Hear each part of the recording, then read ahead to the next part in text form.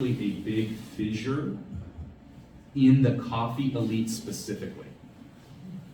That there's a sizable chunk of wealthy elite coffee producers in Nicaragua who would be very happy to see Somoza come on. So Chamorro gets them organized, speaks on their behalf, rallies the conservative side of the opposition that wants Somoza out of there.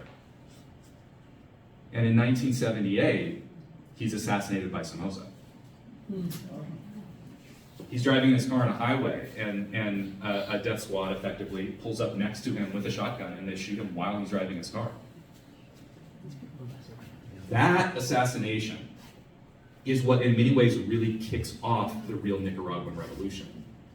Because it's that moment when the writing is on the wall, not just for the people who have been suffering for decades in the exploitation of the coffee farms, but the elites who had been profiting off of this system, but now see even they are not safe.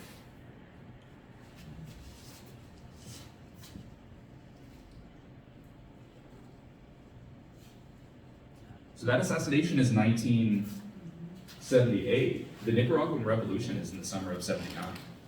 Events move very rapidly in Nicaragua. So I've got just to illustrative purposes, right, a picture of the FSLN, the Sandinistas on their way into Managua after Somoza has fled the country.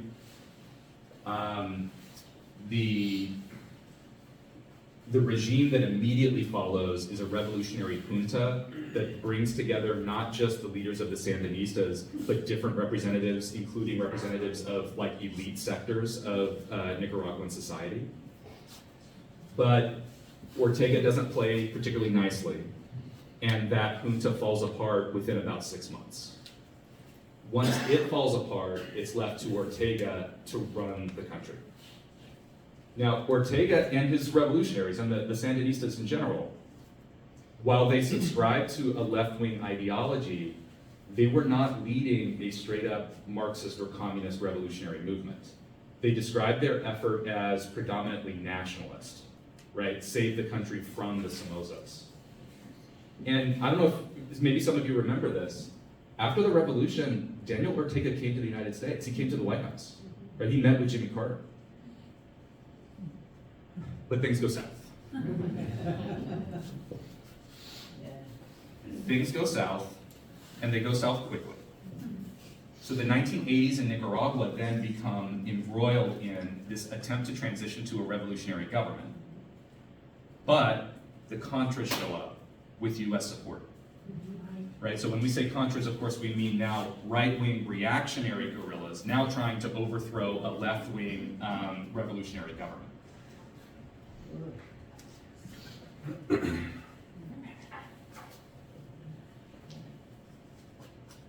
Okay, now we're going to come back to that story.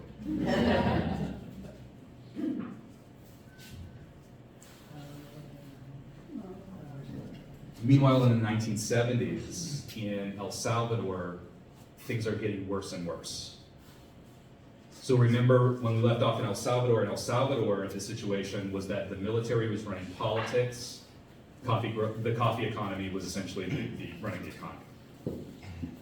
Okay, so by the 1970s then, what that means is there's an enormous amount of peasant labor throughout the countryside working on those coffee farms, and they have literally no representation. The closest they can get to representation in this authoritarian system, any kind of a voice, is through self-organization, organizing campesinos farm by farm. The only elite voice that they have to speak on their behalf is the Catholic Church. And so playing a leadership role in that is Archbishop Oscar Romero, world famous and maybe familiar to many of us. Romero, I've got a photo of Romero here on the left, but I'm not sure if you can see it in the back. The photo at the top right is Romero meeting with a campesino organization. But those organizations, as they organize, even as the church tries to protect them, are still subject to brutal repression. Romero himself is also not safe. And by the time he begins to explicitly denounce the military and what it's doing, his death warrant is signed. Romero's assassinated in 1980. This photo's a little bit hard to make up. This is his funeral. This is the Central Plaza in the heart of San Salvador. I have been there, and I can tell you that photo captures about half of the plaza. And if you go online, you can see news footage, like video news footage, and the entire plaza is full.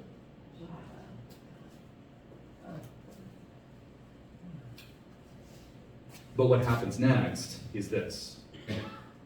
That crowd is gathered there that day, and the military feels threatened by it. Seemingly out of nowhere, on the periphery of the square, a bomb explodes. Chaos ensues, people flee, and suddenly, sniper fire begins to fire from the tops of the buildings surrounding the square into the crowd, killing people indiscriminately. Most people date that event as the start of El Salvador's civil war. Because it did not take long for a lot of people to become deeply radicalized after experiencing an event like that.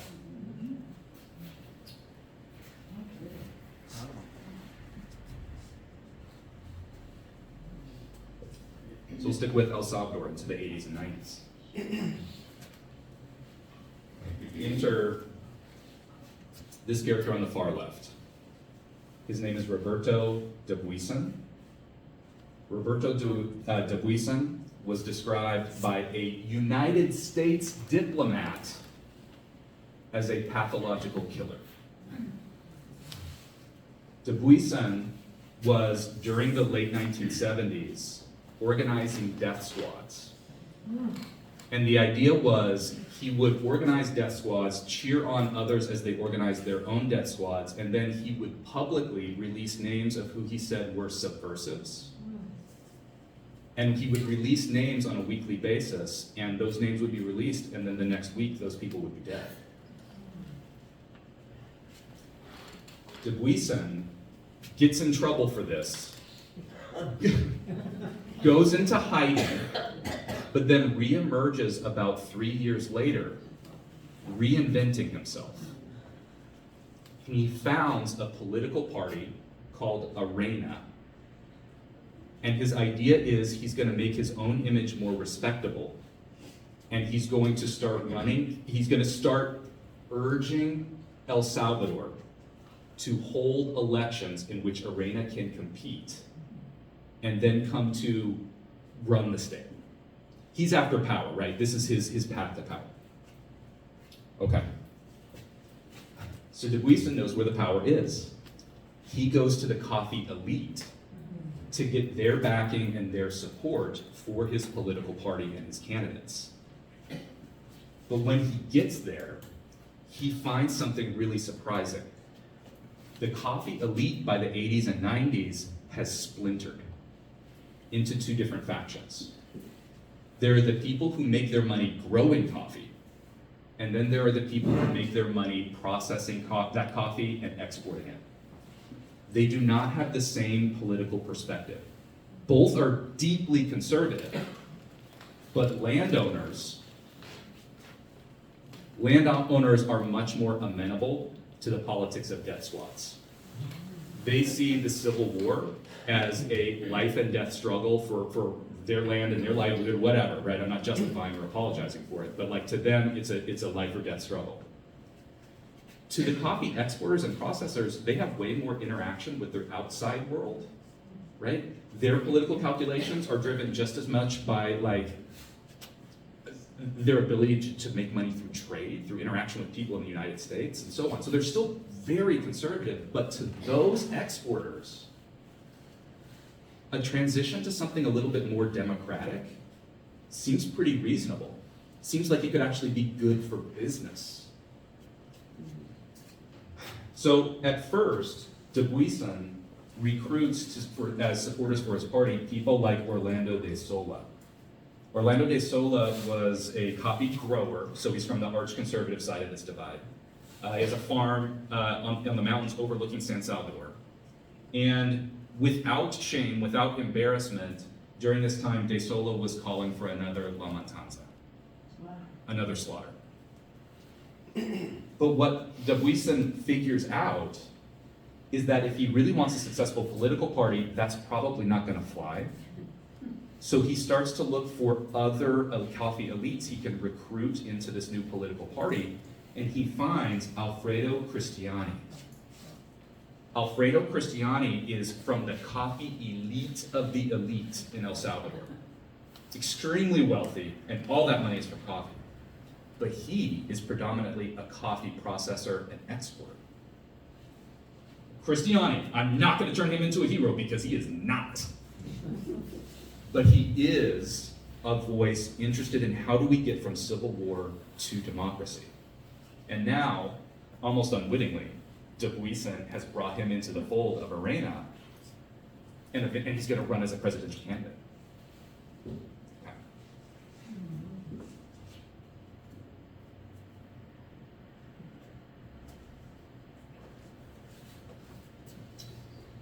Costa Rica, 1986. Actually, wait, hang on. I might have jumped the gun. No, I didn't. I'm good. Okay. All right. Costa Rica has a coffee economy that is much more similar to El Salvador, in that early in the 20th century, Costa Rica was another coffee republic.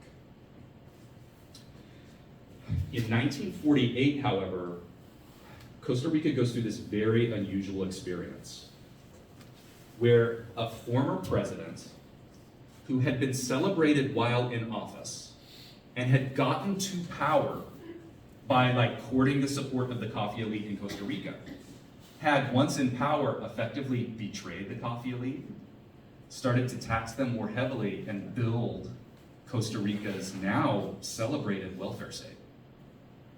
In other words, guy runs for office saying, I got you, coffee elite. And then once he's got the power, he turns around on them and says, I'm going to take your wealth and I'm going to start spending it on the poor. He lasts in office for 4 years. He leaves. New president follows him. New president is maybe a puppet of the guy who just left. It's very controversial. In 1948, it's time for another election. Now, that first president who built the welfare state, who betrayed the elites, he decides he wants to run again, and now he can. He just couldn't have 2 consecutive terms of office. He runs against an arch conservative who says, I want to dismantle that welfare state. I want to return Costa Rica to the coffee processors, right, to the coffee growers. The election is really closely contested. When it's over, the hardline candidate, the conservative candidate who wants to return Costa Rica to the coffee growers, wins the vote. But the other candidate, the previous president, refuses to acknowledge that the election was legitimate. Oh, you think it makes your skin crawl now in the United States in 2024? Listen to this. So he goes to the legislature, pleads his case, and convinces the legislature to overturn the results of the election. It happens. We tried it. Chaos ensues. An uprising breaks out. Democracy is effectively falling apart. The game is over. And the uprising turns into a 44-day-long, full-blown civil war. The leaders of the uprising, though, win control of the state. And the general who secures control of the state and leads the uprising does the most unexpected thing in the world. He governs in a revolutionary junta for 1 year, then leads the process of designing a democratic constitution that completely dissolves Costa Rica's military, moves it towards neutrality in the region, and sets Costa Rica back onto the path of building a social welfare state. That's incredible.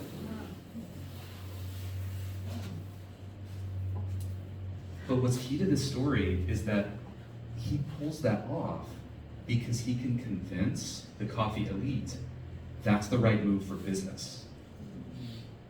Stable democracy is what's going to keep making you money. not this sort of like weird contest of power that's unpredictable and civil wars and contested elections, right? You want to make money? Let's do democracy for real. Okay, so that gets us to Costa Rica in 1986. 1986, Costa Rica is having a presidential election between these two candidates, Oscar Arias Sanchez and Rafael Calderon 48. Thank you very much. I knew I would stumble on at least one name. Okay, the election is hotly contested. Arias, on the left, is promoting a vision during the campaign of trying to redefine Costa Rica's relationship with the United States in particular. Up until this point, Costa Rica had essentially been bullied by the United States to be like a staging ground for US intervention in Nicaragua through the Contra War and in El Salvador in the ongoing Civil War. Okay, Arias says there might be ways for us to push back. There might be ways for us to reclaim our traditional neutrality and our commitment to peace. We dissolved our military, we're a peaceful nation. His opponent has a different view. It's much more hardline, much more interested in US support. 1986 election, Arias wins. He wins on that message of peace. He then sets about trying to convince the United States to get the hell out of Costa Rica. An enormous amount is on the line. In the 3 years prior to Arias taking over as president, Costa Rica had received a total of $634 million in foreign aid from the United States. The first thing that happens after he's elected and Arias starts to sort of move towards getting the United States out of Costa Rica is somebody who you knew was going to show up in this story eventually. Oliver North shows up. Oliver North flies to San Jose and very publicly says, if you move forward with this, the United States will cut off every dime of aid. Oliver North leaves. But this is 1986, and the Iran-Contra scandal is starting to break. And consequently, Washington loses a ton of its leverage. Right? Reagan and Oliver North are now caught up in this massive scandal about exactly what they're trying to do. And so there's only so much they can continue to push. So Arias moves forward. Now there are costs. Reagan does go ahead and freeze all USAID funds going to Costa Rica. He also does cut aid going to Costa Rica, but he doesn't eliminate it completely. People in the Arias administration describe this as a terrifying time because Arias had just had this plan. He had this plan. He was going to take on the United States, and he was just sure we could do it. And nobody was confident that they could, but they went for it.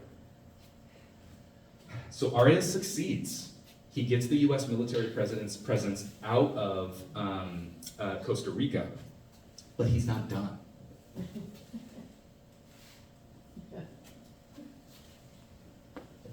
Because the following year, he organizes a negotiation between the heads of states of all of Central America's countries, including Daniel Ortega.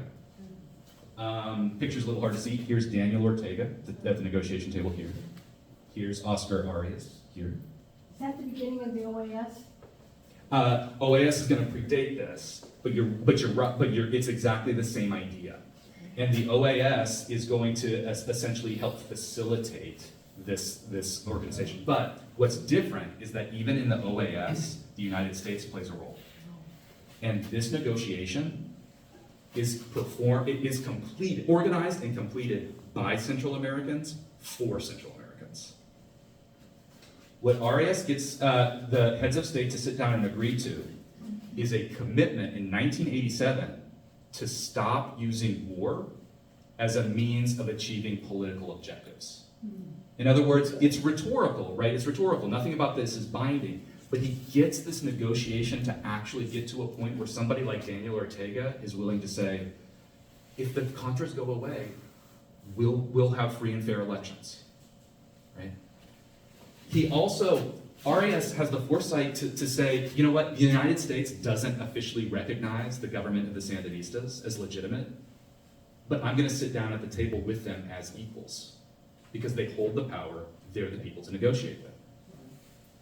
So Arias pulls this off.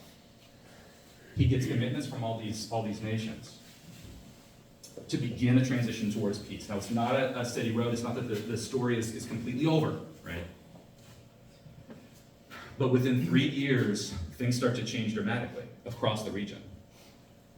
3 years later, 1990, Nicaragua has open, free, and fair elections with international monitors. The Sandinistas run in that election, and as one of my professors used to put it, it's as though the Sandinistas forgot they needed to rig the elections. They have free and fair elections, and the Sandinistas lose.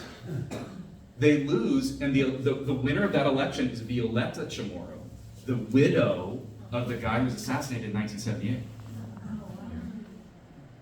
So Nicaragua now is on this path back to, and we know, right? We know, not a healthy, thriving democracy. But this is major progress, especially after the chaos of the Contra War and the revolution before it. But the flower blossoming out of this negotiation isn't done. That election is in 1990. By 1992, El Salvador has managed to sign peace accords between the primary rebel group, the FMLN, who's taken their name after Farabundo Martí of the 1930s, and the state. Not only that, but the terms of that peace agreement allow the FMLN, the guerrilla organization, to enter Salvadoran democracy as a political party. This is a picture, it says a lot. This might be my favorite picture of all time. This is a picture of the celebration of the signing of the peace accords in San Salvador in 1992. But when the celebration was held, 2 celebrations were actually held. One celebration organized by the FMLN, the guerrillas here, and a totally different celebration, just as big, on the other side of town, organized by Arena, Oh my God. the party founded by Dubuisson.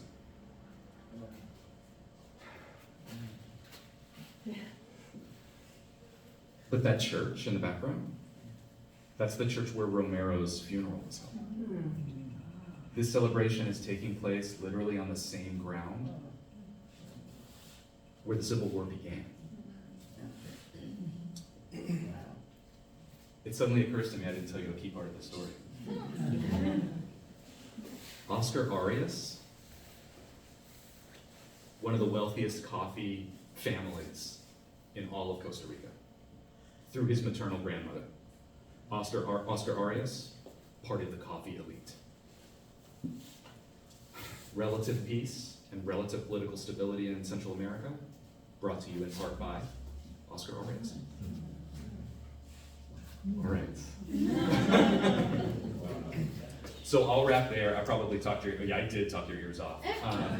But thank you guys all so much. I don't know kind of what the plan is, but if we did want to do Q&A for a minute, I might be able to answer a few questions, but yeah. You haven't mentioned Guatemala. I haven't. Okay, so the question is, I haven't mentioned Guatemala. Now, Guatemala obviously also a huge coffee producer. The reason I haven't mentioned Guatemala is twofold. One good reason and one not so good reason. The good reason is that Guatemala is on a very different trajectory because Guatemala has such a larger indigenous population. And so politics in Guatemala often don't look a lot like politics elsewhere in Central America for that reason, especially in questions of class and class struggle. That's the good reason. The bad reason is that the author of the book that I read to get ready for tonight, also for the same reason decided to exclude Guatemala.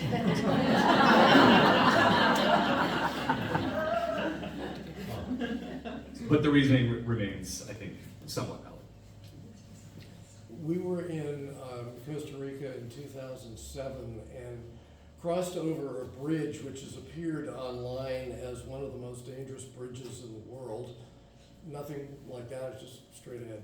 And our guide told us that it was no longer maintained as it used to have been by the Army Corps of Engineers, because they were no longer maintaining the roads in Costa Rica so that we could get into Panama to go after Noriega. Does that ring a bell? Interesting. I've never heard that story before, but it would be consistent, right, with this philosophy set up by Aris. Yeah. I'll have to look into that. Thank you so much. Back here. I'm curious if you can speak at all to how like specialty coffee and third wave coffee has affected Central American politics. Oh, that's a really good question. Okay, so the short version is that, right, so my story essentially ends in the early 1990s, and shortly thereafter is kind of the boom of a new way of growing coffee, particularly in the Cordillera areas, right, in Central America in particular, and that's the co-op movement, where essentially, like, what's happening is as the Central American economies kind of get a little bit more mature and a little bit more mechanized in some places, the problem is that a lot of people who are born in rural areas, who would traditionally then be the labor on those farms, see economic opportunities elsewhere, and so they leave. And so then there's this problem to be solved. Like, how do you give people an incentive to stay and work on farms when there are maybe better economic opportunities elsewhere? The answer, at least temporarily, the co-op movement. What if we gave our workers a share of the actual business that we're creating? And so that co-op movement drove a number of innovations and like a kind of democratization of coffee production in a lot of different parts of Central America. It's still something I would absolutely celebrate, right, for those consequences. However, its sustainability is a little bit tricky to pin down. Between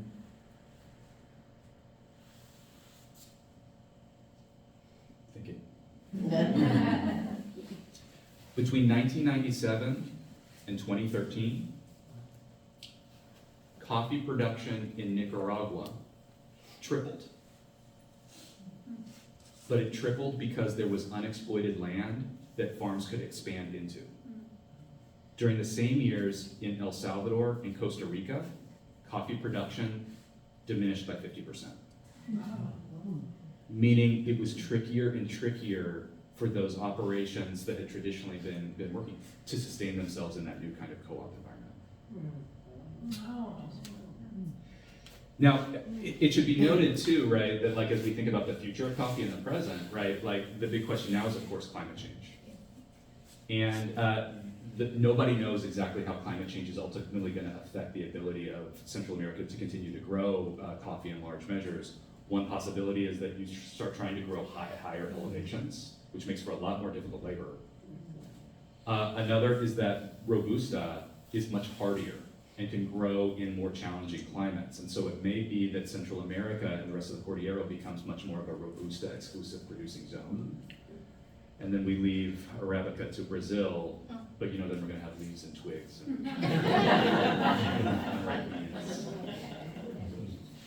I hope that spoke a little bit to your question. Yeah, I appreciate it very much.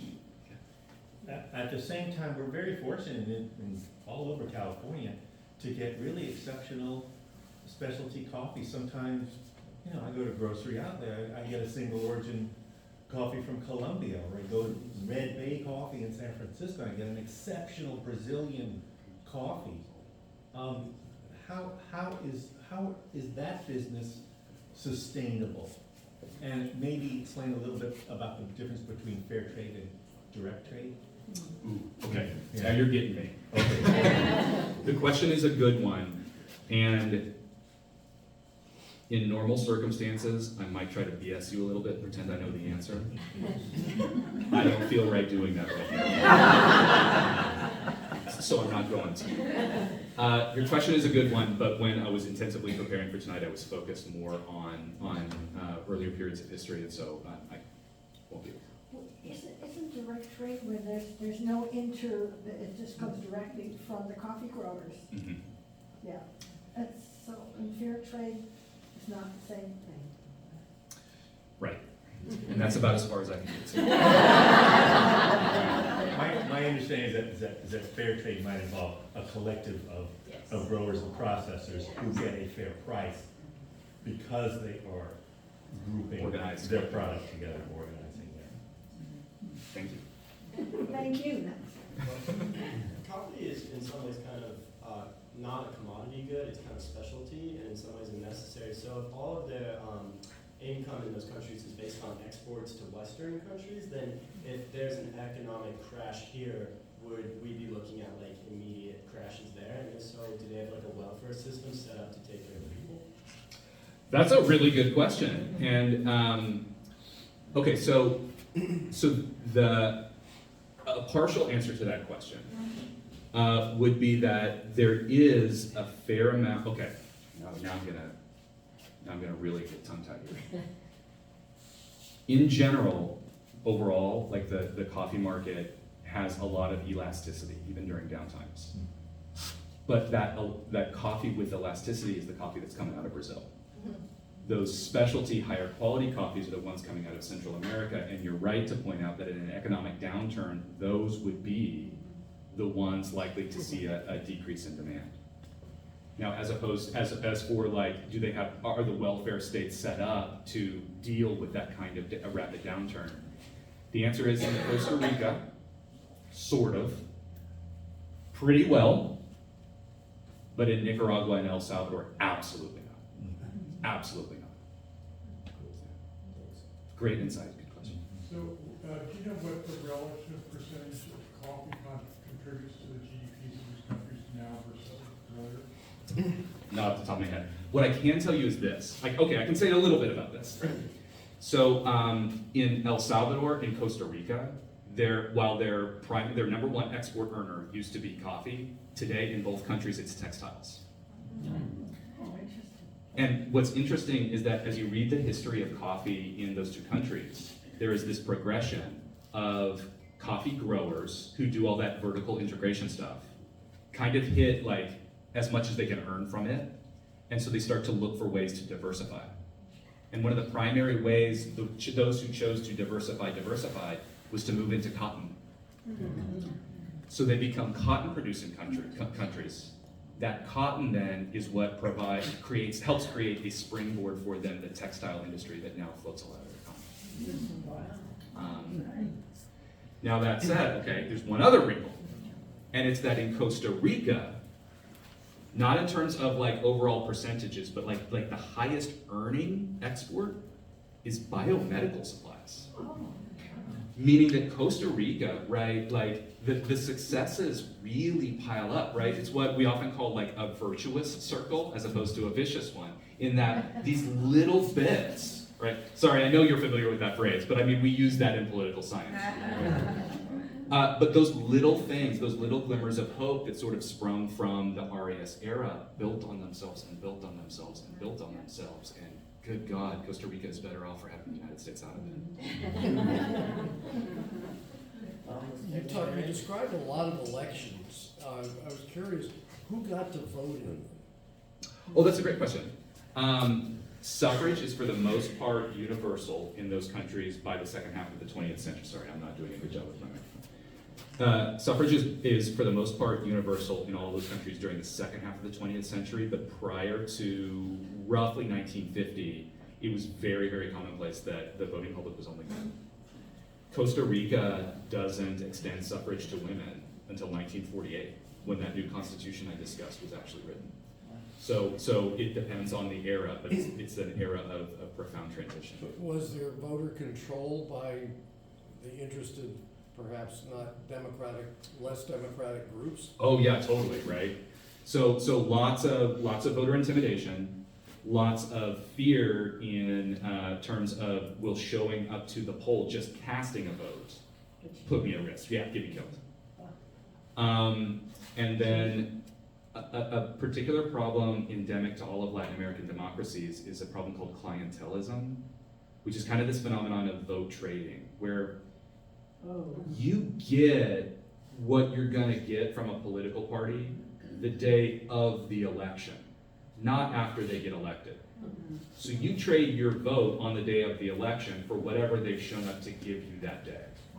Whether it's a sandwich, and I'm not being facetious, whether it's a sandwich or it's access to like a pop-up medical clinic, and in exchange, you cast your vote there. And it becomes this sort of perversity in democracy where you're not voting for who can deliver something to you through government, you're voting for who can show up on election day with something you need.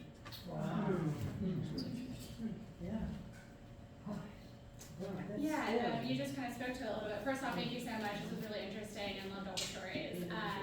And, I know this isn't like a gender and coffee talk. And you also mentioned that Arias's grandmother, was an important person in the coffee, in the history of Costa Rica and in his sort of success. But I'm wondering if, we heard a lot of stories about men, and the 20th century, wasn't a lot of women in power, and so that makes sense. But I was just wondering if you could speak to a little bit of women's role during that time. Yes. Thank you so much for that question. That's great. So this is a brand new presentation, and that's the kind of thing I was hoping for tonight. So I can keep working on this. Here's the best answer I can give you. The little known story of this period of turmoil in Central America is the role that women played specifically in the guerrilla forces. The FMLN in El Salvador and the FSLN, the Sandinistas in Nicaragua, were not 50% women, but they had huge proportions of women fighters. And that's something that anthropologists, political scientists, and sociologists who study that period of history are really taking seriously now, and there's a growing literature about what that meant. It's fascinating. Check that. Also, just so you know, February 21st in the Felton Library is a documentary about women in Costa Rica, women coffee farmers. So, yeah, check it out. I will add that, so maybe this will I'll probably wrap up right after this. This would be a good place to wrap up. When I was doing my field work in El Salvador in 2009, I was interviewing human rights activists, and I was talking to them about their experiences during the war, and it had to do with religion, right? It was to what extent they were connected to religious organizations. The best interview I got was with a woman who had helped to found an organization called Comadres, which for people who are familiar with this moment, have a niche interest in it, it might be a familiar name. But what Comadres did is essentially organize the mothers, much like this famous story in Argentina, the mothers of people who had been disappeared as suspected or not subversives, and then use their position in society as mothers as a kind of almost protection to publicly call for their return and publicize the fact that they were gone in the first place. And Comadres still exists. It still works now on questions of disappearance related to the Madura, the crackdown on drug crime and criminal organizations and so on. Powerful. Okay. Woo! Thank you all so much.